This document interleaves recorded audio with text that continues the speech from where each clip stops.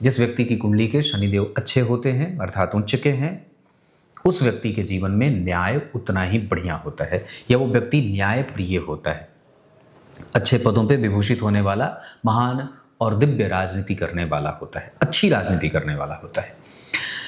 शनिदेव का भरणी नक्षत्र में बैठने का प्रतिफल, इस पे अगर बात करें तो भरणी नक्षत्र, प्रत्येक नक्षत्र के 4 चरण होते हैं और भरणी नक्षत्र के पहले चरण के अधिपति होते हैं सूर्यदेव।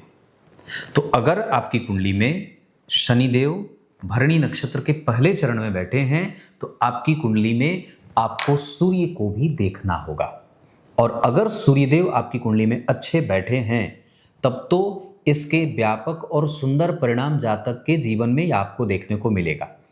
लेकिन अगर वो भरणी नक्षत्र के पहले चरण में बैठे हैं और सूर्यदेव ठीक नहीं है तो फिर ये आपको शारीरिक कष्ट देने वाले हो जाते हैं, जिसमें सर दर्द और सामाजिक प्रतिष्ठा के जाने का खतरा होता है। बिल्कुल स्पष्ट है।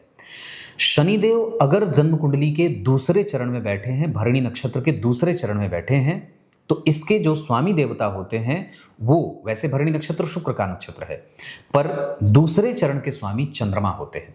तो जिस जातक की कुंडली में अगर चंद्रमा बलवान नहीं बैठे हैं, उच्च के नहीं हैं या अच्छी स्थिति में नहीं बैठे हैं और शनिदेव भरणी नक्षत्र के दूसरे चरण में ही बैठ गए तो ऐसे जातकों को भ्रम की बीमारी होती है, एपिलेप्सी होती है, मिर्गी जिसे बोलते हैं, कई बार उल्टियां ज़्यादा होती हैं, भोजन पचता नहीं है और वो आसानी से अपनी बात समाज के सामने या लोगों के सामने नहीं रख पाता है।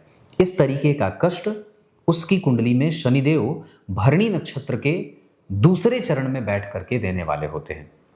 लेकिन अगर आपकी कुंडली में चंद्रमा बलवान होकर बैठे हैं तब ये सारी शिकायतें मजबूती में बदल जाएंगी और जातक विधिवेत्ता होता है, मतलब विधि का जानकार, न्याय का जानकार, किसी खास विषय का ही नहीं अपितु उसके जेहन में बहुत सारे विषयों की बहुत अच्छी खासी नॉलेज रहती है, वो ज्ञानी होता है।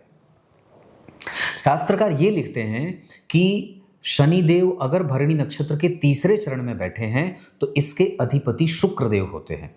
ऐसी अवस्था में आपकी कुंडली में शुक्रदेव का भी बलवान होना अत्यंत आवश्यक होगा। मतलब अगर तीसरे चरण में शनिदेव बैठे हैं तो जिस जातक की कुंडली में शुक्रदेव कमजोर बैठे हैं उसको वो आसानी से निर्णय लेने में उसको दिक्कत होगी, मतलब उसकी डिसीजन मेकिंग कैपेसिटी कमजोर होगी।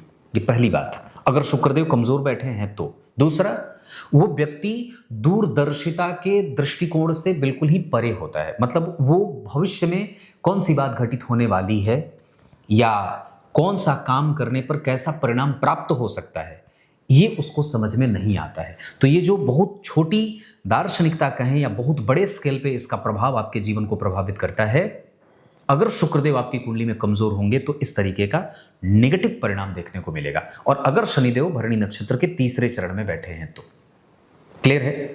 और अगर शुक्रदेव अच्छे बैठे हैं तब आप ये बात समझ लीजिए कि ये आपको धन भी देंगे, अच्छी नौकरी भी देंगे, पॉलिटी भी व्यक्ति करने वाला होता है, पॉलिटिक्स करने वाला होता है, गंभीर चिंतन करने वाला, व्यवस्थापक की भूमिका में मैनेजर के पद से ज्यादा ऊंचे पदों तक विभूषित होने वाला भी होता है। ये कब होता है? तीसरे चरण के शनिदेव भरणी नक्षत्र में।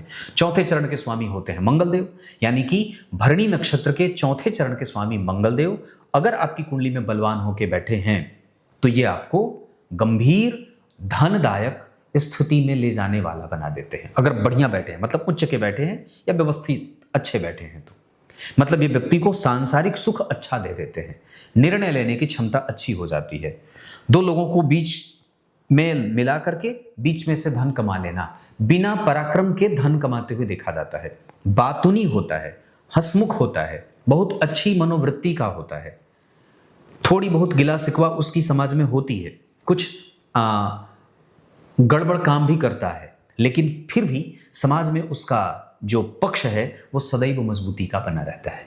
अगर मंगलदेव कमजोर हैं तो फिर धन के लिए आपको बेचैन होना पड़ेगा। ऋण में जाने से आपको कोई रोक नहीं सकता।